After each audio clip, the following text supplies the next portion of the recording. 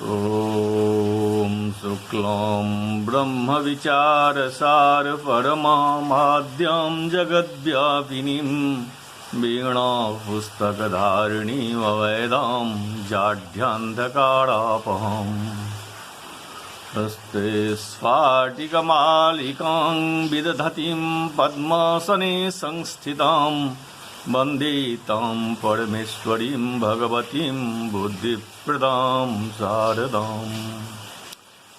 मैं कमलेश झा, सहायक प्रोफेसर जुठालाल संस्कृत महाविद्यालय मझौलिया, पश्चिम चंपारण। मैं आज शास्त्री प्रथम खंड के छात्रों के लिए जिनको की अनिवार्य प्रथम पत्र के रूप में संस्कृत व्याकरण पढ़ाई जाती है, जिसमें लघु सिद्धांत कौमुदी नामक पुस्तक पढ़ाई जाती है, जिसका कि पढ़ाई प्रारंभ हो चुका है। उसमें आदिरंत्येन सहेता इस सूत्र तक पढ़ा चुके हैं, लेकिन इसको पुनरावृत्ति कर लेनी चाहिए। आदिरंत्येन सहेता अंत्यनेता सहित आदिर मध्यकानां स्वस्य च संज्ञा स्यात् यथा अणिति अयु वर्णानां संज्ञा एवं अच हल अल इत्यादि। कहता है आदिरंत्येन सहेता अंत्यनेता सहित आदिर मध्यकानां स्वस्य च संज्ञा स्यात्। अंत इत संज्ञक वर्णों के साथ, अंत इत संज्ञक वर्ण के साथ उच्चारित आदि वर्ण मध्य के वर्णों का और अपना भी संज्ञा बोधक, अपना भी बोध कराता है। आदिरंत्येन सहेता यह सूत्र प्रत्याहार संज्ञा करता है, जैसे अण प्रत्याहार, अक प्रत्याहार, अच प्रत्याहार, अल प्रत्याहार, हल प्रत्याहार आदि। अब यहाँ सूत्र की अर्थ पर विचार करें तो अंत्येन इता सहित आदि, अंत्येन इता सहित आदि। अंत्य इत संज्ञक वर्ण के साथ उच्चारित आदि वर्ण, जैसे अयोण, इस सूत्र में ण की हलंत्यम इस सूत्र से संज्ञा की गई थी, उसके साथ पढ़े गए वर्ण अ ई उ, किंतु इनमें आदि वर्ण है अ, वह आदि वर्ण मध्यगानां स्वस्य च संज्ञा स्यात्। तो मध्य के ई उ वर्णों का भी बोध कराता हुआ इस तरह से अण कहने से अ ई उ इन तीन वर्णों का बोध हुआ। अब जहाँ भी अण कहा जाएगा उससे अ ई उ इन तीनों वर्णों का ग्रहण हुआ करेगा। यहाँ एक प्रश्न यह होता है कि अयुण में भी नौ है, अयुण में नौ भी है, तो प्रत्याहार में उसका बोध या ग्रहण क्यों नहीं होता? तो नौ इस अंत्य वर्ण की हलंत्यम इस सूत्र से इत संज्ञा और उसका तस्य लोप से लोप हो जाता है। जिसकी संज्ञा होती है उसका तस्य लोप सूत्र से लोप कर दिया जाता है, अर्थात अदर्शन हो गया, उसका नहीं दिखना। तात्पर्य है कि सुनाई तो न सुनाई पड़े और न उसका ग्रहण हो सके, ऐसा हो गया। इसलिए अण के ग्रहण से नौ का ग्रहण नहीं होता है।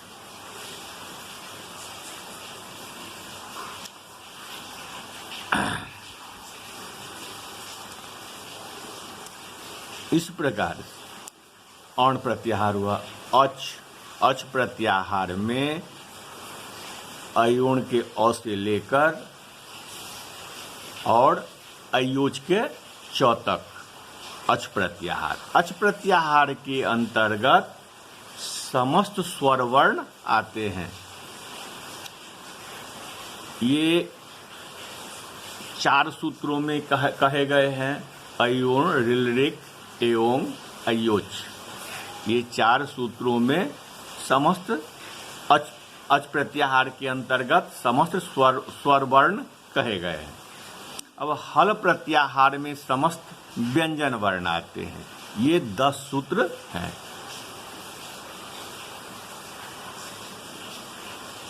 हैवरट से लेकर के और रण तक, ये इन 10 सूत्रों में जो हल प्रत्याहार के अंतर्गत आते हैं उसमें समस्त व्यंजन वर्णों का व्यंजन वर्ण उसमें आते हैं। वर्गों के सभी 5वें वर्ण ङ, ञ, ण, न, म, ये जो वर्गों का कवर्ग, चवर्ग, टवर्ग, तवर्ग, पवर्ग का जो 5वां वर्ण है वो यमगणम एक ही सूत्र में और यम प्रत्याहार के अंतर्गत आते हैं। वर्गों के चौथे वर्ण 2 सूत्रों में झ है और घड़दस। वर्गों का चौथा जो वर्ण है वो 2 सूत्रों में झ है और घड़दस में तथा झस प्रत्याहार के अंतर्गत आते हैं।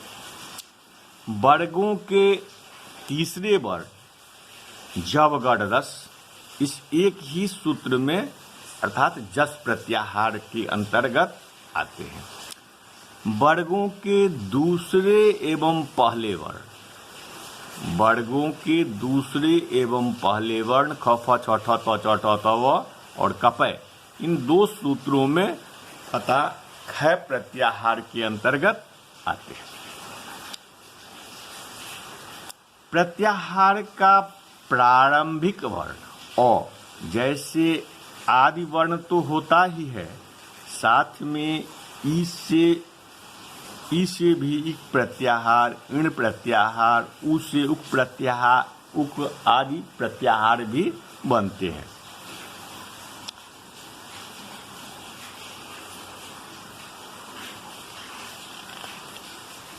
प्रत्याहार 42 बतलाएगा, 42 और किसी पुस्तक के अनुसार 43 प्रत्याहार भी बतलाए गए। मुख्य रूप से 42 प्रत्याहार है। अब अगला सूत्र है उकालो ह्रस्व दीर्घ पुलुतः। उकालो ह्रस्व दीर्घ पुलुतः ऊश्च ऊश्च ऊश्च वः बांग काल इव कालो जस्य सुअचक्रमात् ह्रस्व दीर्घ प्लुत संज्ञा स्यात् स्वप्रत्येकम उदात्तादि भेदेन त्रिधा। उकालो ह्रस्व दीर्घ पुलुतः ऊश्च ऊश्च ऊश्च वः बांग काल उकालः उकाल इव कालो जस्येति उकालः बहुव्रीहि ह्रस्वश्च दीर्घश्च प्लुतश्च तेषां समाहार द्वन्द्वः ह्रस्व दीर्घ प्लुतः श्रोत्रम पुंस्त्वम समाहार द्वंद्व होने के बाद नपुंसक लिंग ही होना चाहिए, किंतु सूत्र में पाणिनि ने कहीं कहीं ऐसा नहीं किया है, अतः सूत्रत्वात् पुल्लिंग मान लिया गया है। सूत्रों से अन्यत्र ऐसी जगहों पर पुल्लिंग नहीं हो सकता, नपुंसक लिंग ही होता है। उकालः प्रथमांतम अच प्रथमांतम ह्रस्व दीर्घ प्लुतः प्रथमांतम त्रिपदम इदम सूत्रम। उकालः प्रथमांतम अच प्रथमांतम ह्रस्व दीर्घ प्लुतः प्रथमांतम त्रिपदम इदम सूत्रम। अब इस सूत्र का अर्थ हुआ जो एक मात्रिक उकार, एक मात्रिक उकार, द्विमात्रिक उकार और त्रिमात्रिक उकार के उच्चारण काल के समान उच्चारण काल वाले अचों की क्रमशः ह्रस्व संज्ञा, दीर्घ संज्ञा और प्लुत संज्ञा होती है। ऊश्च ऊश्च ऊश्चवः ऊश्च ऊश्च ऊश्च ऊश्चवः। यहाँ एक मात्रिक और द्विमात्रिक ऊ एवं तीन मात्रिक ऊ का चार्थे द्वंद्व से इतरेतर जोग द्वंद्व समास करके प्रातिपदिक संज्ञा विभक्ति लोप परस्पर में सवर्ण दीर्घ करने पर ऊ रूप बनता है। उससे जस प्रत्यय लाकर ऊ को यण करके यह रूप सिद्ध होता है। वह का ही खष्ठ्यंत रूप वाम है। उकालः यह पद अच का विशेषण है। उकालः यह पद अच का विशेषण है। उसी को बताने के लिए मूल में बांग काल इव कालो यस्य ऐसा कहा गया, पर वह तो उकालः इस समस्त पद का विग्रह नहीं है, अपितु फलितार्थ कथन मात्र है। अतः बांकाल उकालः उकाल इव कालो यस्य ऐसा विग्रह करना चाहिए। पर यहाँ पर काल शब्द लक्षणावृत्ति से मात्रावाची है। अतः उकालः तीनों प्रकारों का जो उच्चारण काल वाली मात्राएं उकाल इव कालो यस्य ऐसी ही मात्राएं हैं, जिसे अच की वह अच क्रमशः ह्रस्व दीर्घ और प्लुत संज्ञा वाला होता है।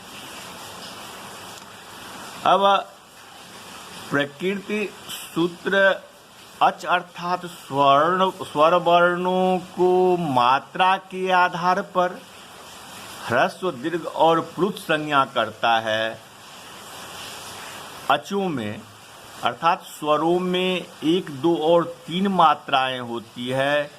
ओ, ई, ऊ, री, ली को मात्राएं जिन्हें हिंदी में छोटी मात्राएं कहते हैं, उनकी ह्रस्व संज्ञा और आ, ई, ऊ होती है। आ, ई, ऊ, री, ए, ऐ, ओ, औ की मात्राएं जिन्हें हिंदी में बड़ी मात्रा कहते हैं, इनकी दीर्घ संज्ञा होती है। 3 मात्रा की प्लुत संज्ञा होती है। लोक में एक मात्रिक और द्विमात्रिक ह्रस्व और दीर्घ का ही प्रयोग होता है।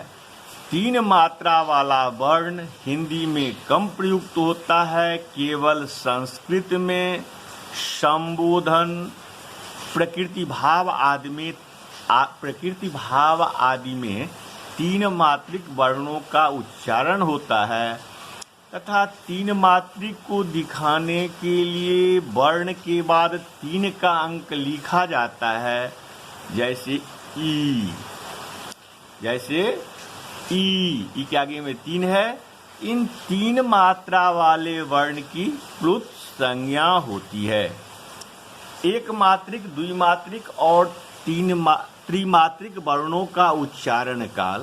प्रश्न यह आता है कि 1 मात्रा, 2 मात्राएं और 3 मात्राएं, इनका उच्चारण के समय एवं अनुपात क्या होना चाहिए? इतना तो स्पष्ट है कि 1 मात्रिक के उच्चारण में जितना समय लगता है, उसका दुगुना समय द्विमात्रिक के उच्चारण में लगेगा और तिगुना समय 3 मात्रा वाले अच में लगेगा। तो फिर यह प्रश्न उपस्थित होता है कि 1 मात्रा वाले अच में कितना समय लगाया जाए। इस पर प्राचीन विद्वानों में कई मत हैं। जैसे पलके झपकना, बिजली चमकना, नीलकंठ पक्षी की बोली आदि को 1 मात्रा उच्चारण काल माना गया। किंतु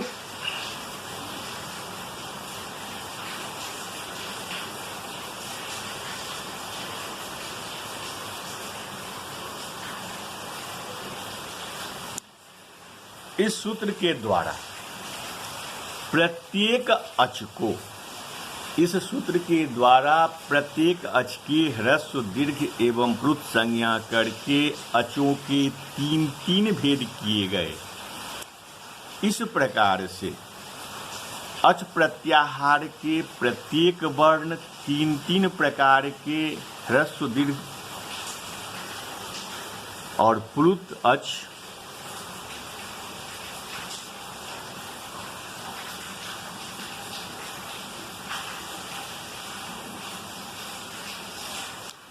अब आगे सूत्र है उच्चैरुदात्त,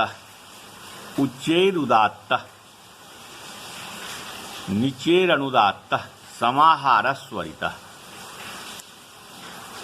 उच्चैरुदात्त, उच्चैः अव्ययपदम, उदात्त प्रथमांतम, द्विपदम इदम सूत्रम। इस सूत्र में उकालो ह्रस्व दीर्घ पुलुत से अच की अनुवृत्ति आती है, अर्थात कंठ, तालु, तालुवाद, उच्चैरुदात्त, ताल्वादिषु सभागेषु स्थानेषु अधो भाग निष्पन्नो अचुदात्त संज्ञा स्यात्। कंठ, तालु आदि स्थानों के ऊपरी भाग से, कंठ, तालु आदि स्थानों के ऊपरी भाग से उच्चारित अच की उदात्त संज्ञा होती है। कंठ, तालु आदि स्थानों के ऊपरी भाग से उच्चारित अच की उदात्त संज्ञा होती है। निचेरनुदात्तः, कंठ, तालु आदि स्थानों के निम्न भाग से, नीचे के भाग से उच्चारित अच की अनुदात्त संज्ञा होती है। और समाहार स्वरितः, जहाँ उदात्त और अनुदात्त स्वर, जहाँ उदात्त और अनुदात्त दोनों एकत्र बराबर हो, ऐसे अच की स्वरित संज्ञा होती है। कहता है 100 नवविधो प्रत्येकम अनुनासिकत्वाभ्याम द्विधा। उदात्त, अनुदात्त और स्वरित स्वरों की सूक्ष्मता से उसका ज्ञान जिस अच के उच्चारण में स्थानों के ऊर्ध्वभाग का प्रयोग हो, उस अच की उदात्त संज्ञा, जिसका अच के उच्चारण के स्थानों में निम्न भाग से प्रयोग हो, उस अच की अनुदात्त संज्ञा, और जिस अच के उच्चारण में उदात्त अनुदात्त का समान उपयोग किया गया हो, उसे स्वरित संज्ञा, उस अच की स्वरित संज्ञा का विधान इन 3 सूत्रों से हुआ। अब यद्यपि लौकिक हिंदी आदि भाषाओं में उदात्त, अनुदात्त और स्वरित की सूक्ष्मता पकड़ में नहीं आती, किंतु संस्कृत भाषा में इनका महत्व अधिक है। और खास करके वैदिक शब्दों, वेद के उच्चारण में, वैदिक शब्दों के उच्चारण में जिस प्रकार से ह्रस्व दीर्घ के विपरीत, जिस प्रकार से ह्रस्व दीर्घ के विपरीत होने पर बहुधा अर्थ भी भिन्न हो जाता है, उसी प्रकार उदात्त, अनुदात्त और स्वरित के विपरीत होने पर,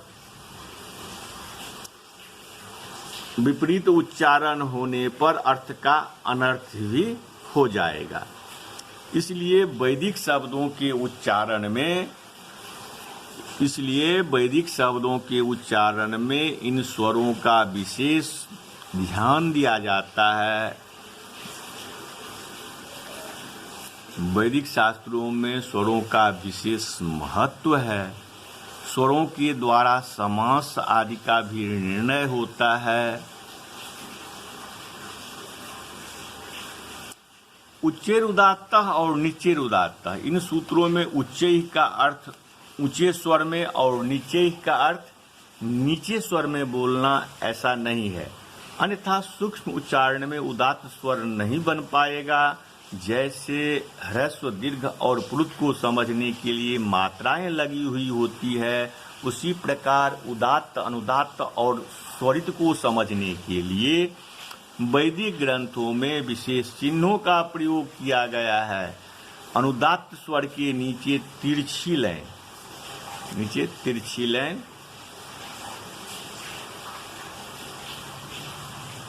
स्वरित के ऊपर खड़ी लाइन और उदात्त के लिए कोई चिन्ह नहीं होता है।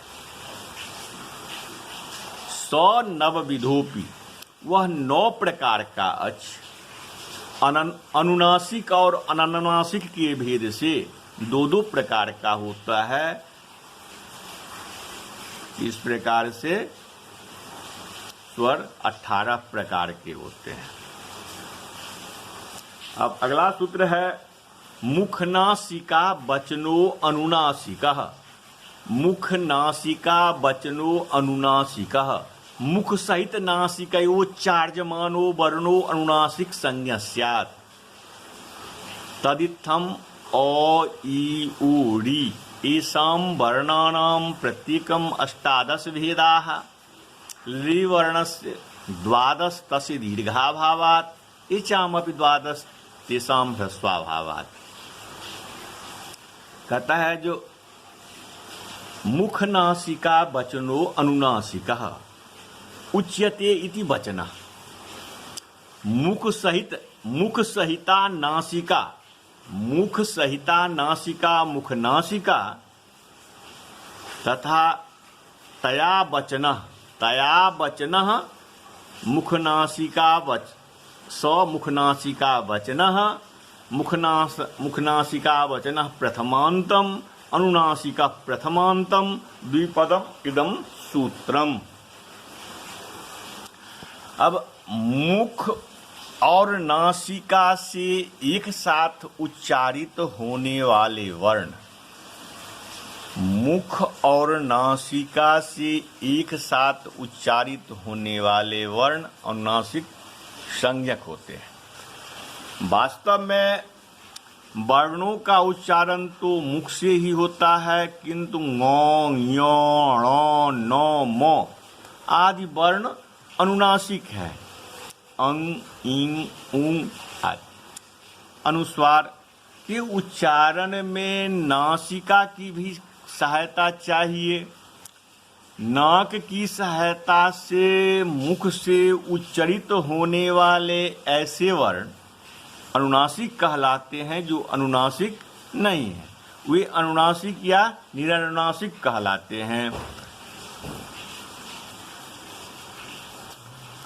ह्रस्व दीर्घ प्लुत उदात्त अनुदात्त स्वरित अनुनासिक ये अचों में रहने वाले धर्म हैं। अपवाद के रूप में ङ, ञ, ण, न, म ये व्यंजन होते हुए भी इन्हें अनुनासिक कहा जाता है। इसी प्रकार यंग, वंग, लंग आदि भी अनुनासिक माने जाते हैं और य, व, ल के रूप में निरनुनासिक भी हैं। जहाँ पर अनुनासिक का व्यवहार होगा वहाँ पर अनुनासिक अच और ङ, य, ण, न, म ये समझे जाते हैं। इस संबंध में यरो अनुनासिके अनुनासिको वा जो आगे सूत्र पढ़ाई होगा उन सूत्रों में इनकी विशेष व्याख्या की गई है, विशेष लिखा गया है। कहता है तदित्थम अ इ उ ऋ एकम वर्णानाम प्रत्येकम 18 भेदा। इस प्रकार से अ इ उ ऋ लृ इन 4 वर्णों के 18 भेद हुए। पहले 3 भेद हुए, ह्रस्व दीर्घ प्लुत,